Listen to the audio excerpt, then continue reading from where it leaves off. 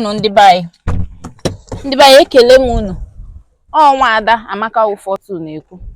So after the last previous video I did about Ikwere na ndị Igbo, ebe ndị Ikwere na-asị na ha bụrụzi ndị Igbo, I was getting so much messages. Okay, like look at this one now. Onye nke a sị na afia bụ Osinachi Clifford. I'm from Ikwere, Eneka to be precise, and I'm Igbo. Una plan must fail. Then there's this other person that said, my name is Nwoke. I'm from Ikwere, and I can tell you that my father have never denied from being an Igbo man. So why would I? Please, my sister, don't mind those of our brother denying their origin for cheap political and other selfish gains.